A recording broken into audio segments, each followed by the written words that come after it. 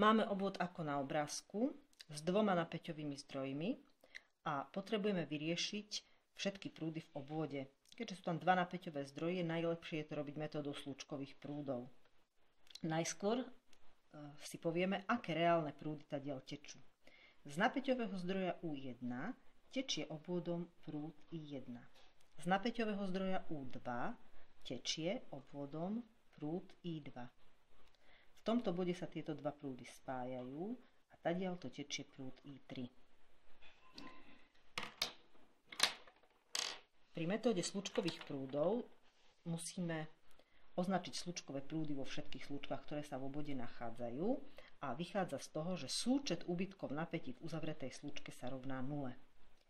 Slúčky máme dve. Toto je prvá a bude ňou tiecť prúd IA. A toto je druhá slúčka a tadiaľ to bude tiecť slúčkový prúd IB. Čo sa týka ich vzťahu k reálnym prúdom, tak vidíme, že prúd IA je vlastne prúdom I1. Prúd IB je vlastne prúdom I2 a prúd I3 je daný súčtom prúdov IA a IB. Čiže IA plus IB je prúd I3.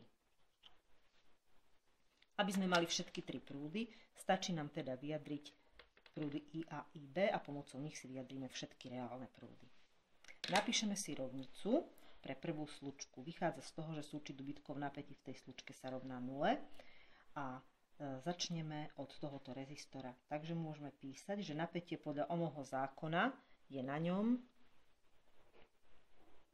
R1 krát IA. Na tomto druhom vytvárajú úbytok napätia dva prúdy IA aj IB. Tečú rovnakým smerom, čiže môžeme písať plus R3 krát IA plus IB.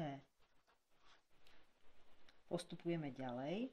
Toto napätie pôsobí proti prúdu IA, takže musíme napísať mínus U1 sa rovná 0. Ideme na druhú slučku. Tá je tu. Začneme od úbytku napätia na tomto rezistore, takže R2 krát IB plus na tomto rezistore vytvárajú opäť napätie prúdy aj IA aj IB, čiže R3 krát IA plus IB. A opäť prúd IB tečie týmto smerom, napätie zdroja je v opačnom smere, takže mínus U2 sa rovná 0.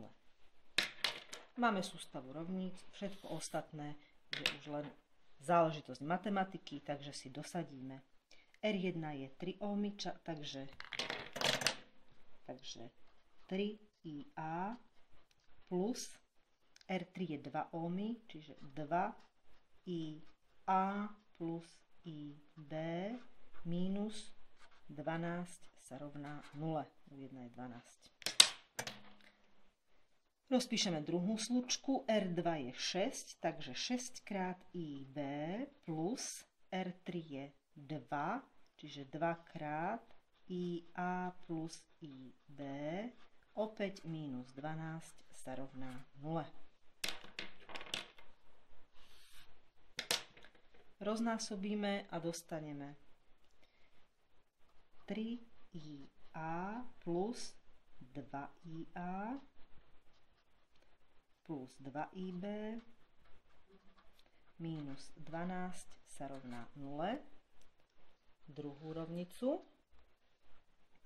6IB plus 2IA plus 2IB minus 12 sa rovná 0.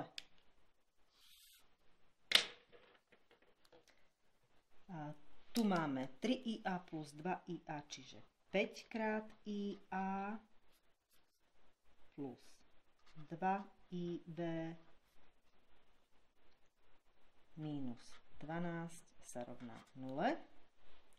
Tu nám máme 2IA IA, 2x IA plus IB je 6 plus 2 je 8 minus 12 sa rovná 0. Ďalej môžeme použiť buď substitučnú alebo súčtovú metódu, to je úplne jedno. Môžeme si napríklad prvú rovnicu prenásobiť minus štvorkou, aby sme mohli použiť súčtovú metódu, čiže 5 krát minus 4 je minus 20 IA, 2 krát minus 4 je minus 8 IB, minus 8 IB, minus 4 krát 12 je plus 48 sa rovná 0. Druhú rovnicu len opíšeme. 2IA plus 8IB minus 12 sa rovná 0. Rovnice sčítame a dostaneme, že minus 18IA plus 48 minus 12 je plus 36 sa rovná 0. Prenesieme si 18IA na druhú stranu a dostávame, že 36 sa rovná 18 krát IA deleno 18 a máme 2 sa rovná IA. Prúd IA je teda 2 ampére. Môžeme si dosadiť do ľubovoľnej rovnice, napríklad do tejto, a dostávame, že 2 krát 2 plus 8IB minus 12 sa rovná 0. 2 krát 2 je 4 plus 8IB minus 12 sa rovná 0. 8IB minus 8, minus 12 plus 4 je minus 8 sa rovná 0.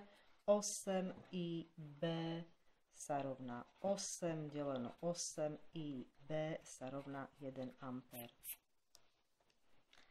Takže vrátime sa späť k pôvodnému príkladu. Zistili sme, že IA sú 2 ampére, takže tadiaľto tečú 2 ampére.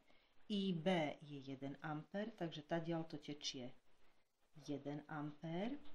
A I3, čiže IA sa rovná I1, to sa rovná 2. IB sa rovná I2, čiže to sa rovná 1 ampér. A toto sa rovná 2 plus 1, čiže 3 ampére. Takže tadiaľto tečú 3 ampére.